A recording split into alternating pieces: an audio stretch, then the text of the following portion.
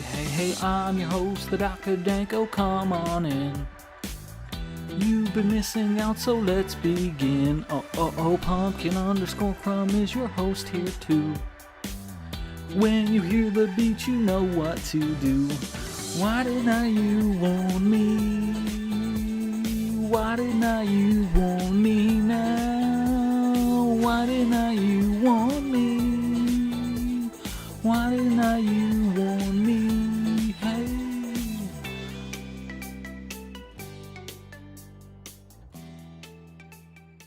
Good evening and welcome to Why Did Not You Warn Me? I'm your host, Matthew, the Dr. Danko. And I'm Hillary Crum, the co-host. Yeah. Matt just tried to count down and he skipped the number 3. Yeah, so. But I was looking at the bars and they're just wonky. And you just forgot how to count. It's fine. So I got distracted. By life. Yes, by life. All right. Off to a great start. So, what are you doing? How are you doing? Good. Why are you doing? Loaded question. It's our day off, which is weird on a Tuesday, but yeah. I'm not mad about it.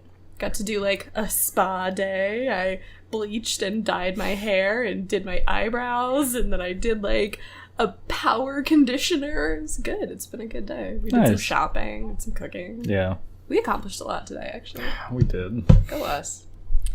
That's how you want to spend your days off.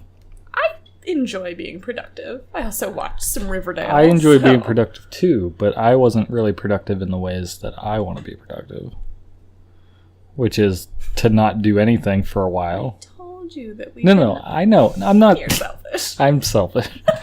No, I know, but we did need to get some things done, so it wasn't like... Right, so we had food in the fridge. Listen, we had pizza. Anyways. Yeah, we've been productive today, and then over the weekend we drove to your grandmother's.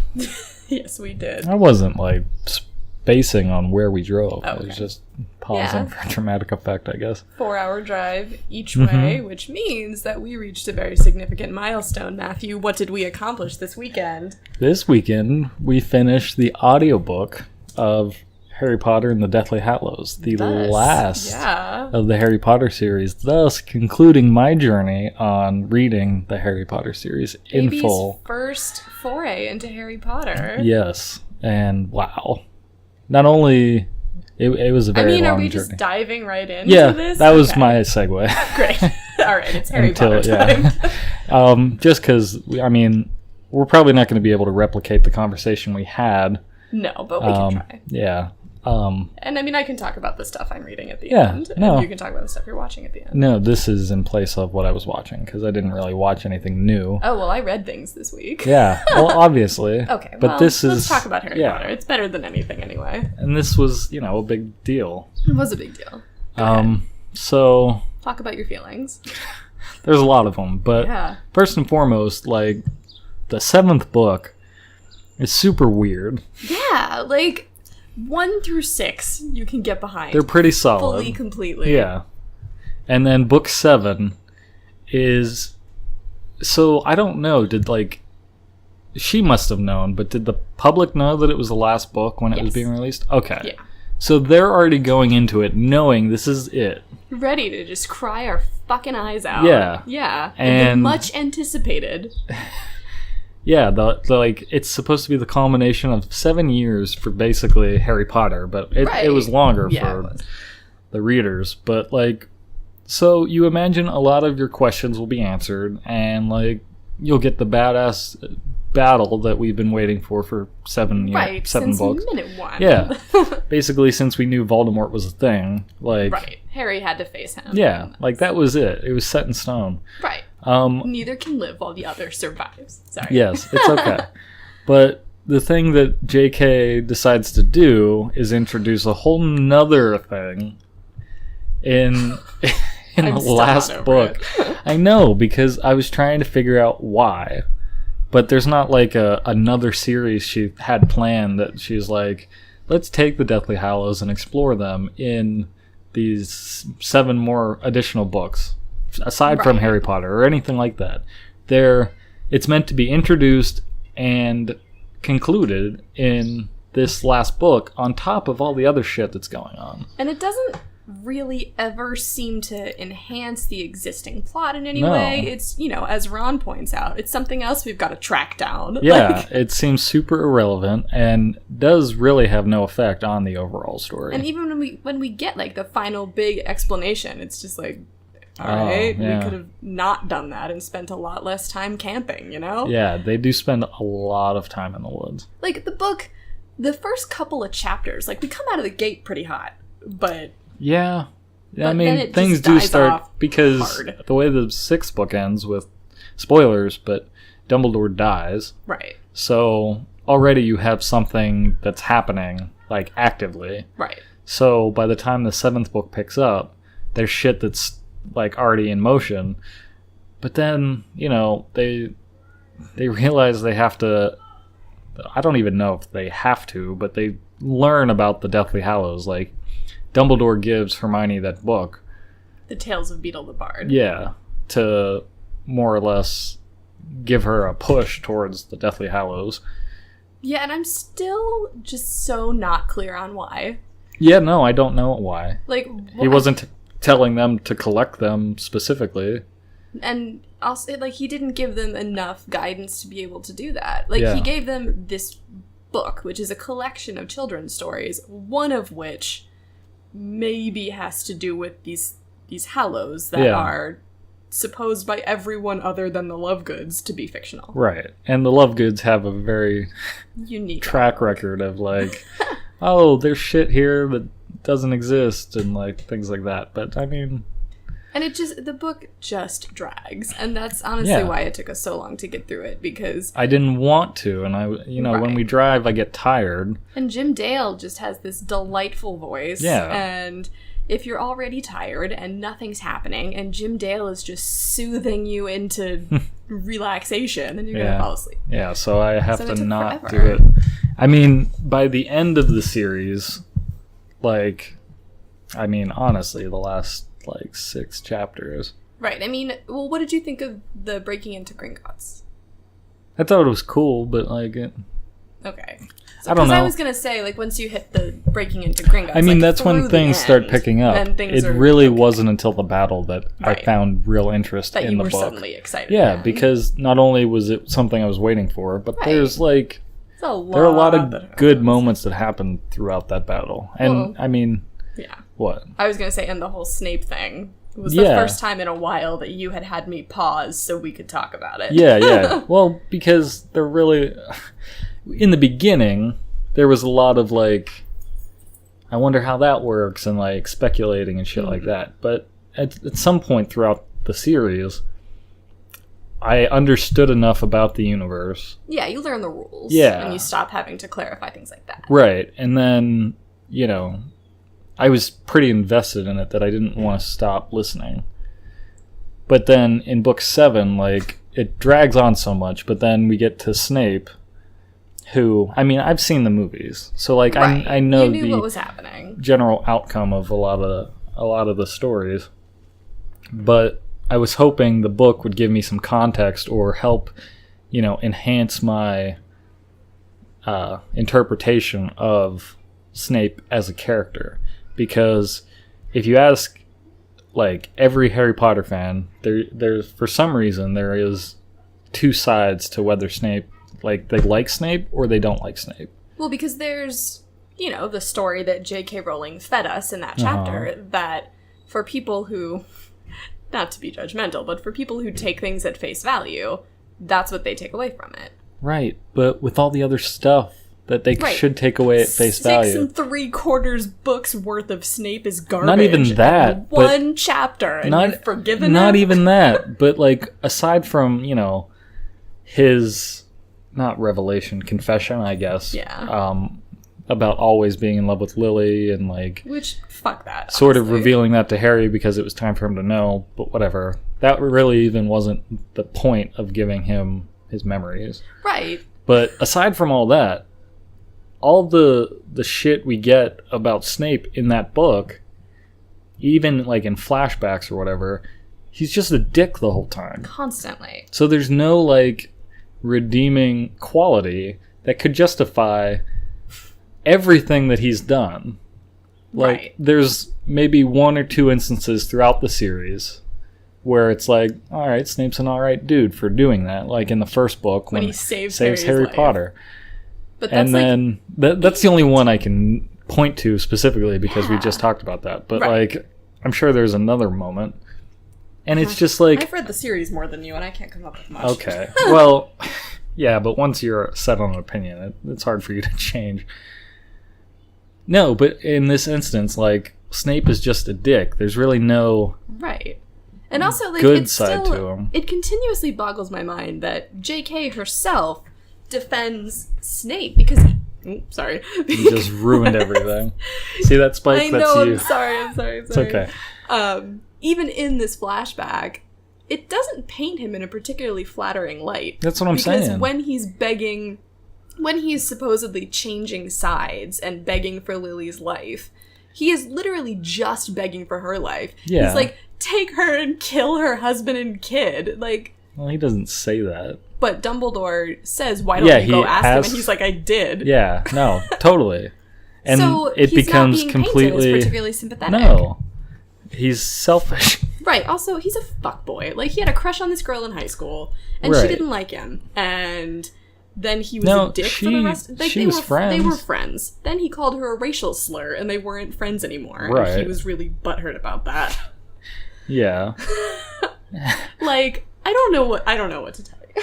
My point is... Sorry. What I was trying to get to was because obviously Snape is not a good dude. Right. But there's a whole camp of people that do believe he's justified, and you know, he's deep undercover and shit like that.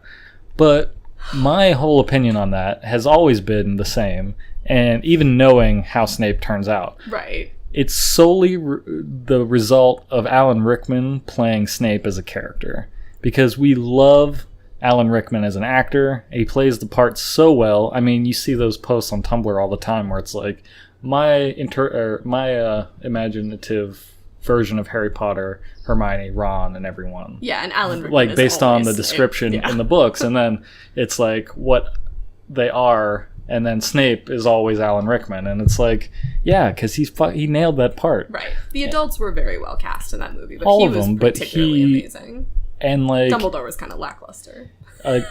Yeah, but Anyway. he changed. Like they know. changed actors. I know. I really he wish died. Hal Richard Harris had played. Richard Harris.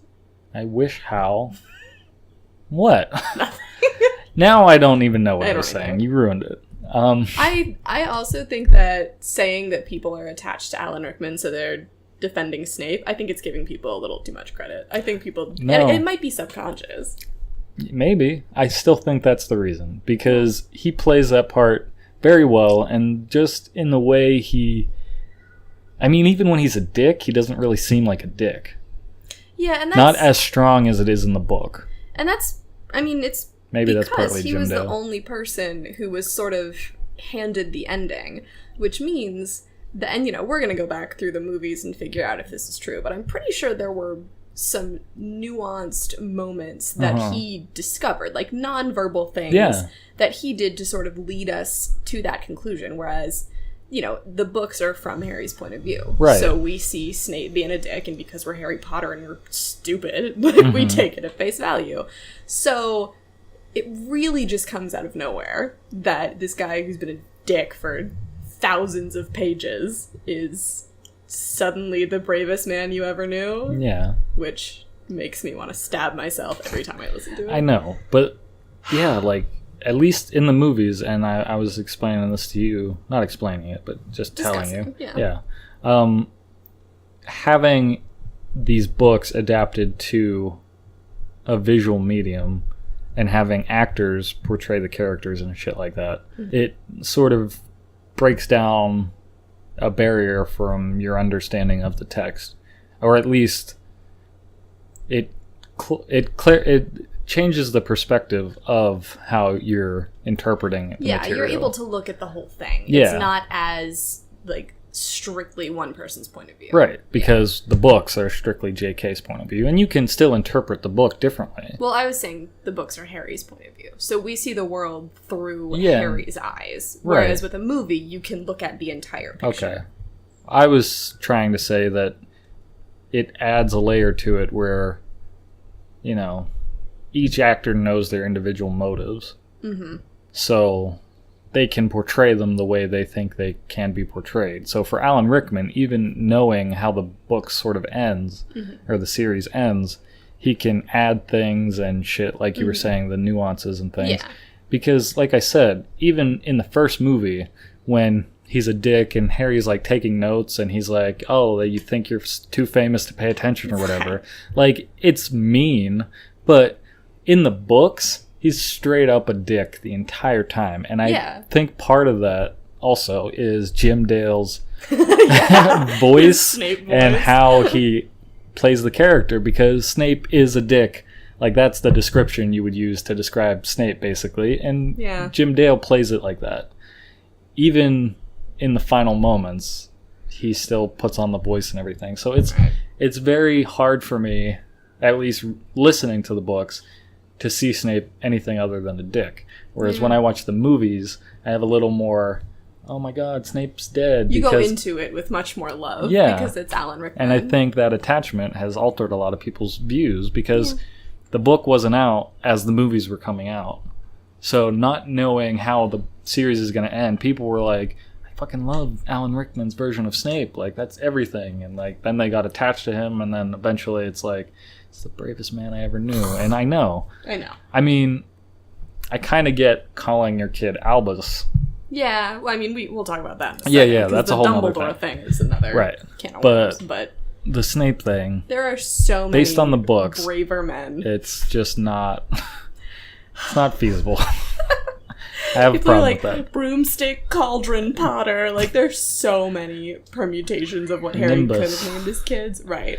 His first broomstick. The amazing Tumblr post that said Harry Potter named his kids like some nerd who had just finished reading Harry Potter. Yeah. It's so true. He tried to cram so many names in there. Yeah. Yeah. He really did. I was going to say something else.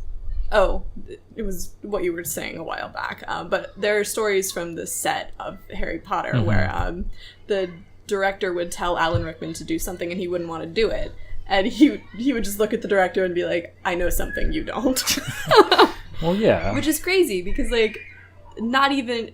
I have a lot of issues with the Harry Potter movies, but I think a lot of it stems from the fact that, like you said, not all of the books were out when these movies started coming out. So they couldn't possibly know what was going to be important. And what isn't. So they don't come across as terribly cohesive and, you know, multiple different directors, honestly, with different styles. Yeah. Which complicates telling a story that's, you know, I mean, in its book form is very unified. It's very much a constant world until you get to Deathly Hallows, but... Yeah. I mean, like, there's definitely a tonal shift going into book 5 and going forward, but the world still feels the same, just a little darker. Yeah. And the movies themselves sort of get a little darker visually. Yeah. They're actually, someone on Tumblr did, like, I don't know how to do, you know what, I don't know like how to screenshots of... Like, screenshots, but condensed of, like, every frame of all of the movies. Okay, like layered over top of one another? No, like, condensed, like, into, like, it almost looked like a barcode in how it was set up, but it started out being, like, mostly light, and then towards the end it was, like, mostly dark. Black. Yeah. Because when I think about the movies, the first movie in particular, I get a very warm feeling, and I mean, the whole movie's, like, yellow, orange, and red. Yeah, very welcoming. Yeah. Very welcome to this world. Yeah, and then, I mean, sort of as Chamber of Secrets happens, it's green, Prisoner of Azkaban is blue, and then it starts getting darker from there. Yeah, I mean, once you hit Order of the Phoenix. Yeah, it's all just straight black. Yeah. Yeah. Which is interesting. I mean, like, I could talk about Harry Potter forever because... I mean, everything from the books themselves to the adaptation into movies to the influence they had on pop culture and, you know, our generation as we grew up. Like, and we talked about this a lot in the car, how this sort of phenomenon just affected an entire generation of people. I mean, my childhood was waiting for Harry Potter. Right. I mean, because I was going to also say, I would love to think that Jim Dale did not influence my perception of Snape, but I listened to the first 3 books before I read them. Yeah. So And it's hard to get away from that once you have it, like, in your head on how a character is. Yeah. It was another reason I was very eager to do the audiobooks with you as opposed to, just reading them together. Because... Yeah. I mean, I always loved Jim Dale's voice because, like, I read the first book. I think I started the second book, but that's when I fell off, like, really early on because of my trouble in reading. But aside from all that, knowing Harry Potter was popular and everything, the video games is what got me really into it. Mm-hmm. They had both of 1 and 2 on the Xbox, and they weren't patterned after the movies by that point. They were sort of their own thing, but like they were a nice amalgam. Nailed it. Of the books and the movies. So, like, some plots would stay the same that were in the movies, but elements from the books would shine through. And the thing I fell in love with the most is that it was narrated by Jim Dale. Yeah. They got him to do that even before I knew the audiobooks existed. And, like, when you collected a magical witch or wizard card, he would read the description and, like, the dates they were alive, and then any cutscene he would do the narration for. And it was just a very warm feeling. He just has the best voice he does. for it. And then later on, I fell in love with Pushing Daisies for the same reason. Aside from that being just a great story. Yeah, just an awesome show. Having him narrate was just so much better. And so... There are 2 versions of the audiobooks. There's one narrated by Jim Dale and the other is Stephen Fry. Yeah. And they narrate all the books. But Jim Dale, I knew instantly that was the one I wanted. Had to be the one. I downloaded all of them with the full intention on going through them. And luckily, we met. And I thought you downloaded them after we started dating. No, I downloaded all of the Beatles. I know, but I thought you also had done Harry Potter right after. I might have I was starting the process before. Okay. Because I knew it was time. Yeah. Because it was something I was always envious of, people finishing the series, and, like, I was always afraid to tell people I didn't read Harry Potter. People freak out. Yeah. Like, when I tell people that my boyfriend hadn't read Harry Potter... I got a lot of judgment. Yeah, they were dicks about it. Yeah. And they're missing the point of what Harry Potter is. Yeah, and I mean, like, the thing is, they are daunting books. They are. Huge. And I mean, it just... The other amazing thing about Harry Potter is that it got this entire generation of kids to read. Yeah. And, I mean, my mom taught kids with learning disabilities for a very long time. And, I mean, she had kids who... would just struggle to read, sitting with these massive books. Like, and my brother and I have always been pretty quick readers, so Mom got 2 copies of each book, and I remember I read Order of the Phoenix in 15 hours. I don't think I got up. Yeah, of course. at all, a single time. But and I was gonna be a reader anyway, but I mean, kids who just were not interested in books were sitting down and spending the time and dedication it required to get into the story, which is just insane. Yeah. And it's just such a huge testament to the world created and the relatability, yeah, whatever, of the characters, and just the strength of the plot and the convictions of just everybody. And I would like to think that maybe if by the time Harry Potter had started becoming popular, I think like 4 books had been out by then. The 4th one was the first one that got a midnight release. Okay, so then all 3 books were out before. Yeah, the first when 3 it started books gaining were traction. out in paperback already. Yeah. When the 4th one came out. And I want to say that's kind of what deterred me a lot too. There's that there were so many already, and I didn't know the extent in which it would continue. Right. Definitely. I mean, I don't think anybody really did. But at the time, there were always going to be 7 books. When was that information known? When I started reading Harry Potter, you knew I knew it was that there were 7 books? Huh. Well, it didn't dawn on me as a non-reader. There's 7 years at Hogwarts. Oh, I guess so. Well, I mean, that doesn't always mean... And, we didn't know the Deathly Hallows was going to go rogue on us, because, before that point, each book was one of Harry's school years. Roughly, give or take. I guess that makes sense. But my point is that, I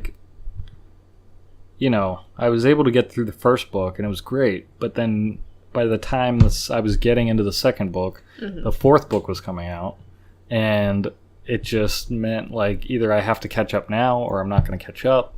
And that's a daunting number of pages. And the original 3, at least, aren't that thick. Yeah, they're reasonably sized children's books. But then 4 is massive. And it's all 3 of them together. Yeah, and it just kept going on like that, basically. And 5 was bigger than 4. 6, I think, went down a little bit. And then 7 was the biggest. Yeah. And, my dad had all the books. He read them. Good. But I didn't read them as they were coming out, so I didn't really grow up in that Harry Potter. You're also a little bit younger than me. Yeah, but still. And it doesn't, 2 years doesn't make a huge amount of difference. Right. But for stuff like that, I was, I think, 9 when I first started reading them, at which point there were 3 books out. Yeah. So, you were only 7, which...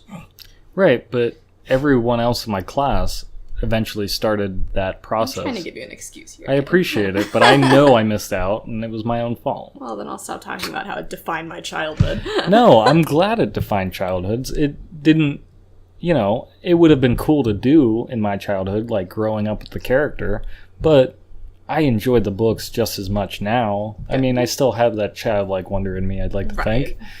I freak out over the little tiniest things, so... Yeah. The Harry Potter universe, which I always was in love with, beginning with those video games, because, it was free-roaming the castle of Hogwarts, and, the staircases moved, and I would go to class and learn spells, and collect Bertie Bott's beans to pay Fred and George. Yeah, they had a little shop. It was like a speakeasy, in the boys' bathroom, and outside of the Gryffindor dormitory.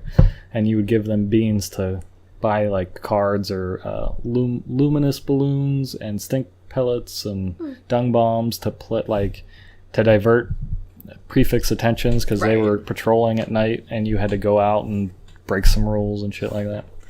Anyway. Yeah. The other thing that we talked about relating to Harry Potter was I asked you whether you thought there would ever be another Harry Potter phenomenon in our lifetime. Not at all. That was a hard no. Yeah. And it's just for many reasons. Yeah, so many. We're still dealing with the ripple effects. Right. Nobody is willing to give up on that yet. Right. Even just I know you're talking about overall, but the movies I don't think will be touched for a while, at least in our lifetime. They remake movies a lot. But even Harry Potter fans, I know you don't really give a shit about the movies, but a lot of them do. Yeah. And I think, for some of those characters, it would be hard to see them being remade. So unless, the studio is going to lose the rights or something and they don't want to give up on that, which I don't think, because the Fantastic Beasts series is happening. So there's some sort of probable loophole where it's we still retain the rights to Harry Potter and all of the magical shit via this. But still, unless they're going to actively lose the rights, they won't try to push out another Harry Potter movie for a long time. And as far as the books go, I don't think, definitely not while we're alive, will there be something as intricate as... really just that. But yeah, they're also... we were trying to remember if there had been another book phenomenon like that, and I really don't think there had been. I think that Harry Potter was precedent setting, and how many books it sold, and just the passionate insanity that with which kids and some adults read, devoured those books. And, there are so many things that contributed to the insanity. Part of it was the number of books. Part of it was how spaced out they were. So, every time you finish one, there's just the anticipation that you're going to have to wait a year or two to get the next one. And the series itself, even being completed, has such longevity because they don't feel when you read them, they don't feel out of time. Yeah. Or like set in a particular time. And they're just so... They are very... It's going to sound like cheesy and whatnot, but they are very magical when you're reading them. Like diving into that world, every like different book.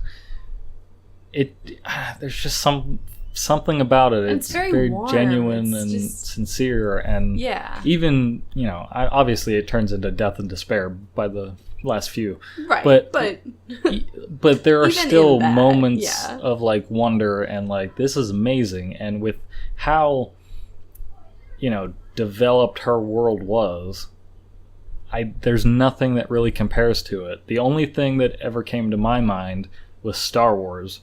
Yeah. But that's a different thing because, first of all, Harry Potter was books. Right. Like, the movies were just to profit off of, the books. To keep milking that cash Star Wars obviously started as movies. There are comic books and video games and novelizations of that universe.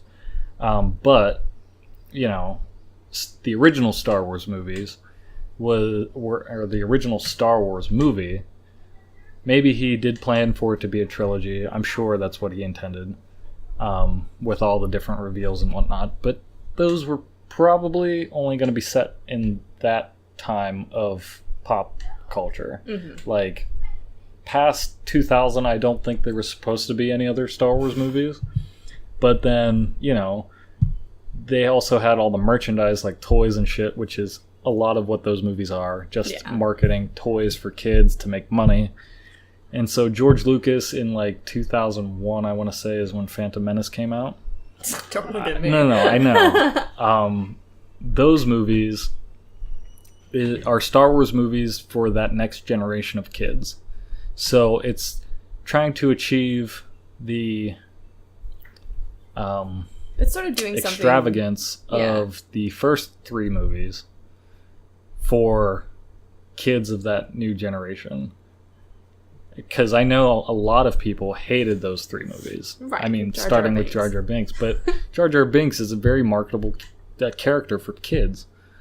Like, he's goofy, he's CGI, but he's like, we can make that into a toy and kids are going to like it. And that's why we're doing it, and basically. It, and their parents are going to hate us. Yeah, yeah. And then it goes on like that. And then these new Star Wars movies that have come out, the actual Star Wars movies, not those side stories they've done, are sort of bridging the gap between the kids that grew up with Phantom Menace and the adults that had grown up with the original Star Wars movies, to like merge the two worlds together and also give this next generation, the kids of the kids of the kids that grew up with Star Wars, a new Star Wars trilogy. Yeah, so it's sort of doing something that Harry Potter didn't have to do. Right. It was already going... Star Wars was going to be not obsolete, but awkwardly untimely. Kind of. Like 5 years later. Yeah. Whereas Harry Potter is going to be a classic. Yeah, exactly. That's just, more I mean, succinct. at the very least, if not for the story itself, but for the place that it had in culture. Yeah. And, I mean, I like Star Wars. I'm a very casual Star Wars fan, as I've said before. Yeah, I know people I know people absolutely love Star Wars the same way people love Harry Potter. Yeah. I mean, there are, like, Jedi Knight classes and shit to, like, learn the Force and shit like that, as there are Harry Potter classes out there. Well, I mean, and now there's Quidditch on almost every university campus. Right, exactly. Which, like, what the fuck? Like, yeah, exactly, my point. So, they've definitely both influenced pop culture and culture in general, but I think the difference between the two, even with creating these new different worlds and, like, completely immersing you into a whole nother realm of reality, Harry Potter is a little more universal, maybe, is what I want to say. Maybe. I don't know if that's right. I think the timelessness of it is very important. It doesn't have to reboot itself every few years. And that's like, people make fun of the fact that wizards don't use technology at all, but that might be what makes the series last forever. Yeah. Because there isn't the technology. Yeah, they're not whipping out iPhones. Right, yeah, so there's nothing like to the really iPhone ground 1, it. it's like, oh, so that's like 2000. Right, like the Dursleys have a TV and a refrigerator and Yeah. whatever, so you know that it's in the modern era. But other than that, I mean, once we get to Hogwarts, there's That's it. nothing to place it in time. And it doesn't need it. No, and that, I mean, that's going to make it... That's probably why it'll last Yeah, people more. are going to read it and be like, oh my god, I want to go to Hogwarts right now. Yeah, exactly. But, yeah, which always. And I mean, yeah, aside from all the actual marketing and Right. you know, the Wizarding World of Harry Potter, which is very cool, Yeah. it's very much, it remains its own thing that, you know, can exist throughout time, that like the parents that, you know, grew up with Harry Potter can give to their kids, and Yeah. like all the values and shit. It's not just like wars in space Right. as Star Wars is, even though there are some good values like good versus evil and shit like Right. that. I mean, Yeah. it's the same kind of thing you see in a lot of stories. Right. But Harry Potter itself, there are, I want to say there are a lot deeper values. Yeah, I mean, the idea that love is the most powerful weapon, Yeah. and that, you know, no matter how convoluted the ending was, the fact that Harry's mother died to save him Yeah. saves his life. Mhm. Like, you know, that's something. And the fact that this, like, this group of teenagers basically dedicated their lives to trying to make their world better. And Yeah. it, like, it's some pretty powerful, even, heartwarming Like, shit. yeah, that stuff will make me tear up if Yeah. we keep talking about it. But even on a lower level, Mhm. it's like Hermione comes up with spew. SPEW. Yeah. Yeah. As like a Just like because she's so passionate about helping house elves. Yeah. It's the Society for the Protection of Elfish Welfare. Yeah, just in like- case you're curious. basically elf civil rights. Yeah. Like This- there's that woven in there. How old is she when she does I want that? to say it's book I think it's four? book 4, yeah. So Yeah. she's 14. Yeah. When she creates this, yeah. And then you have like Ron, who's like, that's what they're supposed to do and shit like that. Like, because he comes from a completely like Yeah. a pure blood wizard family. And like not racist No, by just, any means like- because his family is very open-minded. Yeah. But that's how he grew up with like certain that's what they're supposed like to do. giants are bad, werewolves are bad, house elves are servants. Mhm. But the very cool thing about Ron is that he learns. He's sort of willing to learn. yeah. And by book 7, he's like, what about the house elves? We gotta We have get to them go out save here. them, and then Hermione. It gives him a big smooch. That was very nice. It was super nice. Like, for And all the Harry's reasons like, she could have "Really?" smooched him. Yeah, Yeah. that was the perfect moment for It them. really was. It was great. And like, They've that's been the... getting in their own way since book 4. Well, yeah, they're kids. Teenagers. Yeah. Ugh. They suck. Yeah. We all sucked when we were teenagers. That's the other cool thing, is that, you know, despite them doing all this heroic shit, they still always feel like teenagers. Yeah, definitely. Especially in Order of the Phoenix, where everything is awful and nobody's more put upon than Harry Potter. Yeah, I'm he's like, fucking God, get Angel. over it. Yeah, he's Angel. Jesus Christ. But Oh. that's the thing is I'm getting at is Harry Potter is such a unique phenomenon, and yes, I don't think there'll be anything like it ever. And like, anytime a new young adult series comes out, people are trying to laud it as the Yeah. next Harry Potter, and it just never is, for yeah, like, so many reasons. there's Twilight, and then there's Hunger Games, and Yeah, and I mean, those Maze Runner series. Maze Runner is garbage. Yeah, I know, but I'm saying, or Divergent was the other one. Divergent was also garbage. Yeah, no, I know, they're all garbage. Right, yeah. I mean, Twilight was a compelling story, social justice-wise, quite problematic, obviously. Yeah. I tore through them without stopping and went to the midnight release for the last one, but this is before I was a feminist. But yeah, the thing with Twilight is it's just, I don't know, it is Well, a once love you- story. once and you take- that's really it. This story, and you're like, all right, so they're going to be wizards, and there's magic and all this other stuff. So you've created this whole mystical world.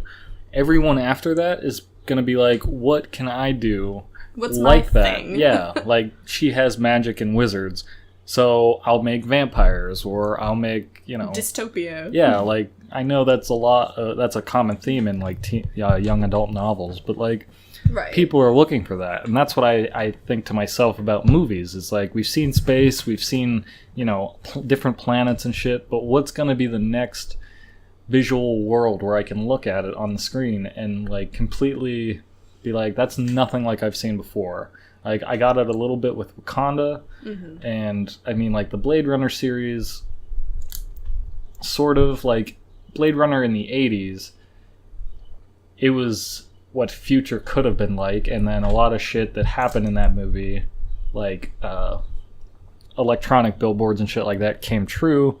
But then the new Blade Runner came out, and it sort of stayed within that realm of like, this is what the future will look like, kind of. But it's nothing new to me. It's like shit I've seen before in like Valerian, the City of a Thousand Planets or something like that. Yeah.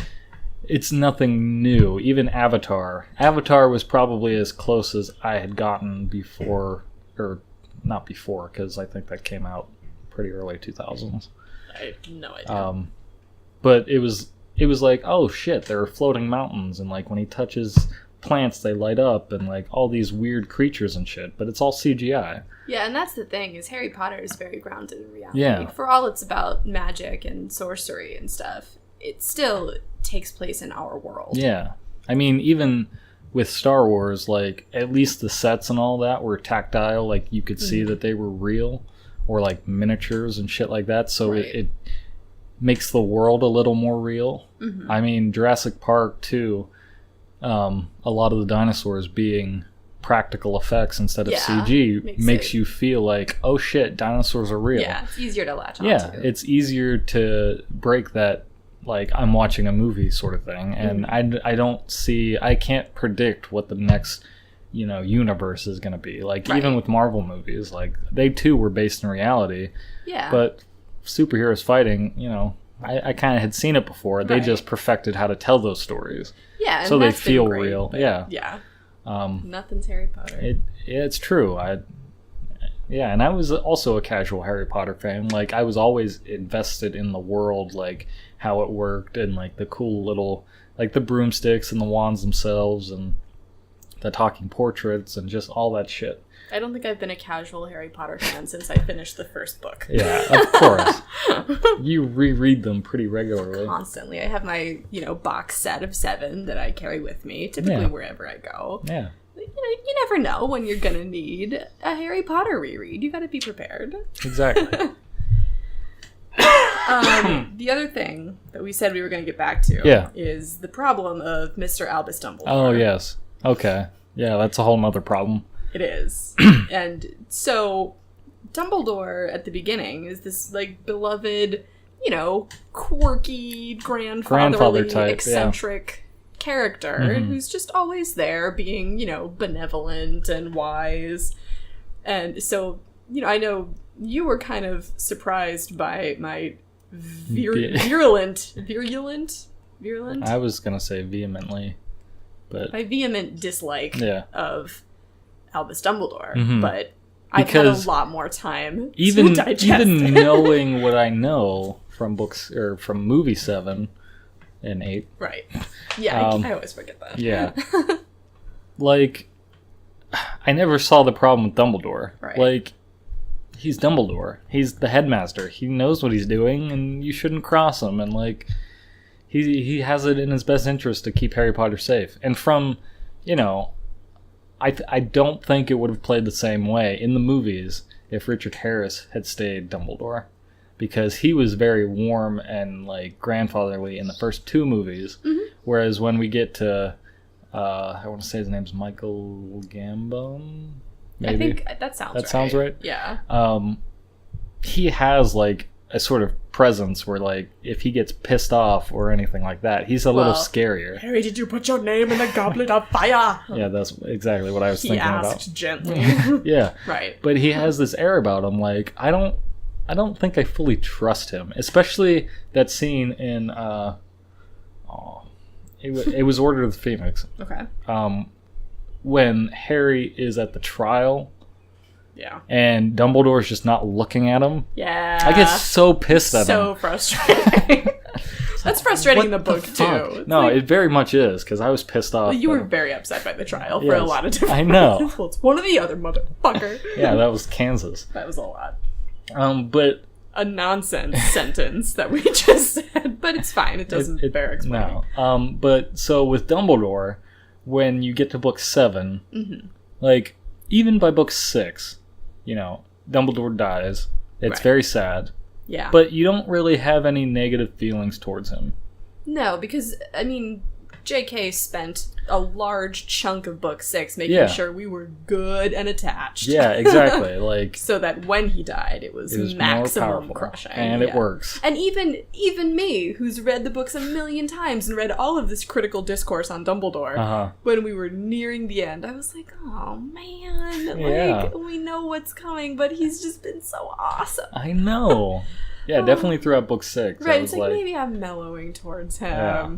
But then But book then we get to 7, and she undoes all of your feelings about Dumbledore. Yeah, like from chapter 1, we Yeah. start looking into Dumbledore's background and this relationship with Grindelwald, which I don't want to deal with right now. We don't have to. It's a lot. But yeah, Grindelwald, for those unfamiliar, right. Was basically the Voldemort before Voldemort. Is how I can describe him. It was Dumbledore's best friend when they were teenagers. Yeah, because they were neighbors for a summer. Yeah, and then he, basically was Muggles are bad. Basically, we need to dominate Muggles for the greater good. Yeah, or else we're gonna thing. be controlled by them or some shit like that. I don't know. It was just It's like conquered. Hitler-esque rhetoric. And Dumbledore was into that when he was a teenager because people are stupid when they're teenagers. But then he grows up and is like, that's not right. And there's just a whole air of mystery surrounding Dumbledore's childhood and teenage years. Basically anything before the Dumbledore that we met in book 1. Yeah. So Dumbledore had sort of cultivated this persona of being wise and intelligent, a strong wizard, but just very dedicated to protecting people, and defeated Grindelwald. Defeated that's another Grindelwald. part of his backstory. Which, if it was mentioned before book 7, it was briefly on the back of a chocolate frog. I really card or think that's something. where I think that's where it was. It was, but he. But I don't think a lot of people know. I think it's Rita Skeeter has that book that we learn about the a lot life of and lies of Albus Dumbledore. That nobody really knows his relationship with Grindelwald. Right. So they just go on the basis of the fact that he defeated him, and now he's more or less after defeating Voldemort too. Right. That he's this all-powerful, great wizard that can do no wrong, and we all trust him because he knows best. And what we learn in the Snape chapter is really a different side of Dumbledore, because we thought, through Harry's eyes, thought that Dumbledore was sort of Harry's greatest protector. Yeah. Who's giving him all of the knowledge and the skills that he needed to defeat Voldemort so that Harry could continue to live. Right. But it turns out that Dumbledore was basically using him to send him off to slaughter. Because we find out that Harry, since that night in Godric's Hollow when Voldemort attempted to kill Harry and his parents, we find out that Harry has had a piece of Voldemort's soul in him this whole time. And that's why he can talk to snakes. Likely why he was almost sorted into Slytherin. Why he gets these glimpses into Voldemort's mind. All of these things that have never really been explained in a satisfactory way suddenly make sense. Yeah. But what we find out, is that Dumbledore has been keeping an eye on Harry and prepping him this whole time, and, making sure that Harry's the one who's going out to kill these Horcruxes, because if Harry gets killed in the process, it's one less Horcrux to worry about. Kind of, yeah. And it's so all of that, and, one can, what's the saying? Neither can live while the other survives. Right. So it's basically, neither can survive. Right, exactly.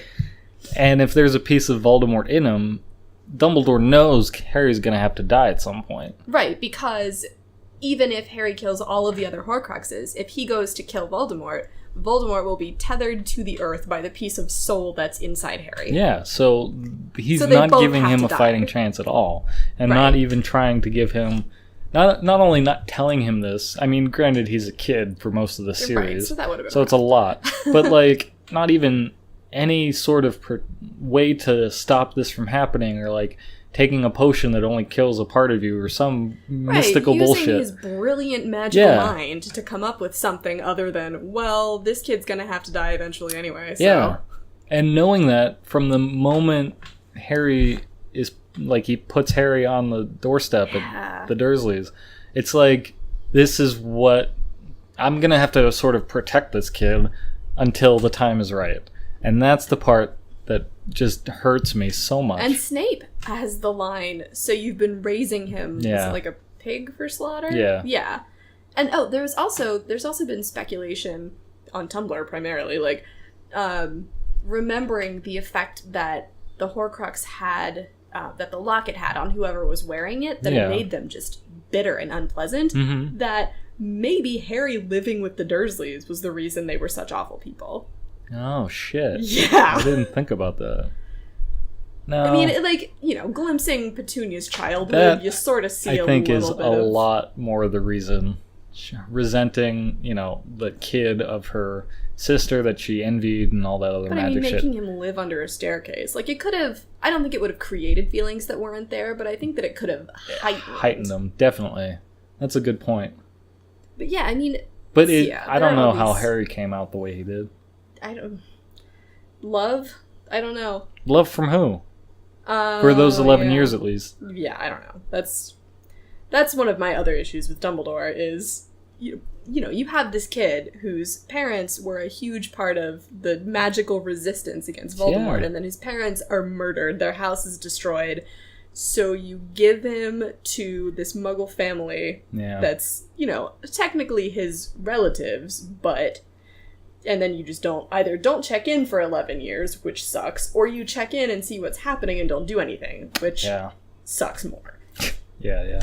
So, There's really no winning with that. and the other thing... I was willing to forgive all that just because I Because you loved I Dumbledore. too, not only did I love Dumbledore, but I too was saying, Dumbledore knows what he's doing. Right. I remember those conversations where it's like, yeah, I can look past it, like, yeah, it sucks and whatever, but he knew Harry Potter was strong-willed enough to, like, come out the way he did, and, like, he has this magical blood in him and all this other shit. But then it's really in book 7 where I'm just like, I can't believe it. And just, like, the level of manipulation, because, I mean, we got all of this in the Snape chapter, because when Snape comes to Dumbledore and says, I need you to save Lily Evans, Dumbledore's like, well, what do I get in return, basically? know. And that's something that if you go back and analyze it, not that bluntly, but Dumbledore does that to a lot of people, where he does something for them that nobody else would do, thus earning their eternal loyalty. Like, Hagrid gets expelled from school, so Dumbledore lets him stay as gamekeeper. Right. And also, he lets him go to school in the first place. He's half giant. Yeah. Lupin, who is a werewolf and did not think he would be able to go to school, Right. Dumbledore figures out a way that he can do it. And therefore, he has control over these people because they owe him so much, and they believe that he has their best interests at heart. But then we get to, like, Sirius Black, who... After, you know, the events of the first 3 books, we find out Sirius at this point is pretty much loyal only to Harry. Yeah. So Dumbledore has no hold on him, so he locks him up in Grimmauld Place. Yeah. And, you know, we see what happens from that. But, like, Dumbledore has no use for people that he can't control. Right, and it's pretty apparent. I mean, he even brings Slughorn out of retirement. Right. Yeah. Yeah. And then, like, when they're at the funeral for Dumbledore, there's so many people there of all different species that it's like, he definitely was a big influential part in the wizarding community, but solely for that reason. Yeah. And it's a bitter taste in my mouth because that's what you're left with. It's so unfortunate, too, because, like, there wasn't a reason to do that. No. I mean, you know, fans probably would have found stuff about Dumbledore on their own to dislike. Yeah. But I mean, after Deathly Hallows, like, it was sort of handed to us. Yeah. Which is so unfortunate, because it's like, yeah, I mean, what is the point of destroying our regard for this character? Right. I mean, like, part of me understood, like, oh, all the shit with Grindelwald is messed up. But he sort of, not redeems himself, but he grew up and he realized that what he did was wrong. And Harry has no patience for people who make teenage indiscretions because he's saving the world when he's a teenager. Yeah. But the thing is, not everyone else goes through what Harry has gone through by the time they're in their teens. So I'm willing to be a little bit more lenient with that. Like, even his father, like, James Potter, by all accounts, was a shit in school. You know, he was a pampered little pureblood prince, and he'd sort of just been given everything he wanted. But, you know... He was a bit like Draco. A bit, yeah. I mean, on the Gryffindor side, but same basic mold. But yeah, I mean, by the time he's in his later years at school, and certainly by the time he gets out, you know, he has enough of a head on his shoulders that he, you know, helps found the Order of the Phoenix. Right, like both him and Dumbledore went in the direction of good. Right. And, like, even Dumbledore kept doing good things, but knowing his motives. Yeah. Like... Or wondering what his motives were. Yeah. Like, you know, is he just playing chess against an opponent that's worth his time? Or, you know, what is he trying to do? I mean, I do feel he always had feared Voldemort would come back. Mm-hmm. I don't know if we did, because it took us a little over a year and a half to finish the... I think about a year and a half, because we started when we were driving to SETC, so that would have been April of last year. Okay. Yeah. Yeah. All right. A year and some change.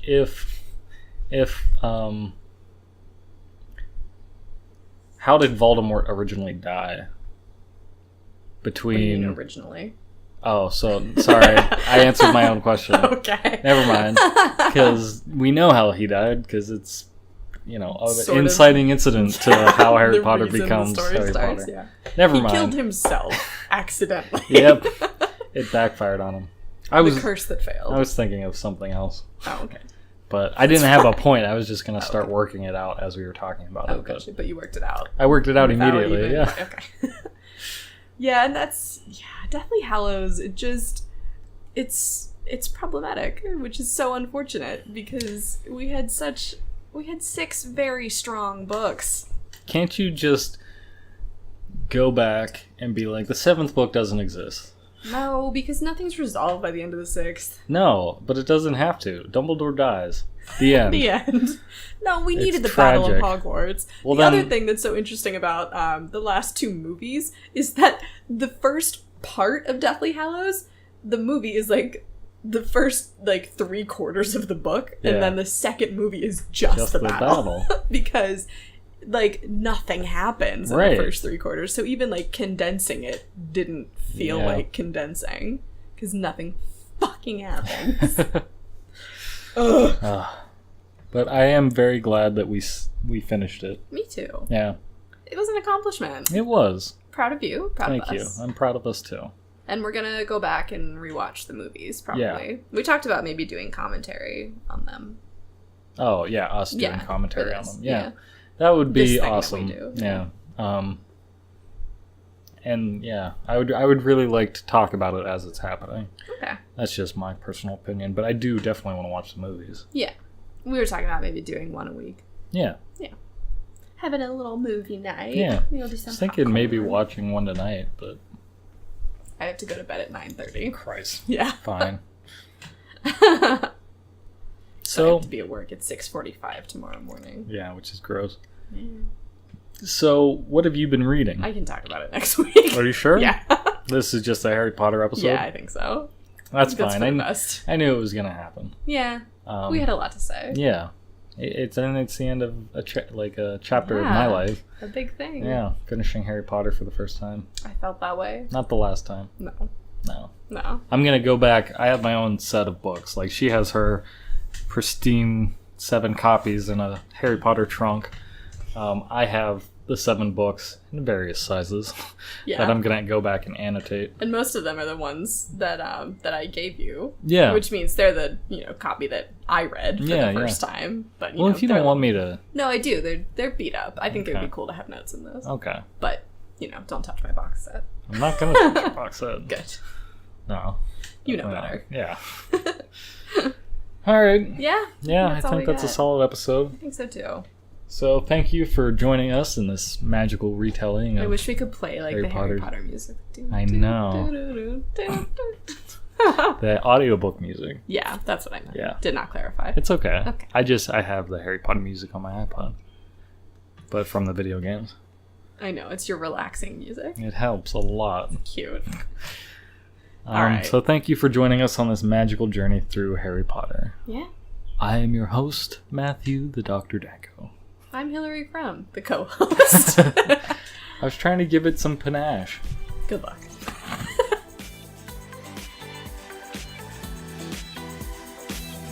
Once the show ends, please don't shed those tears. We'll come back again, so have no fear. Oh, we told you that it just might end up this way. What's the show called again? You cannot be saying, why didn't you warn me? Why didn't you warn me now? Why didn't you warn me? Why didn't you warn me? Why didn't you warn me? Why didn't you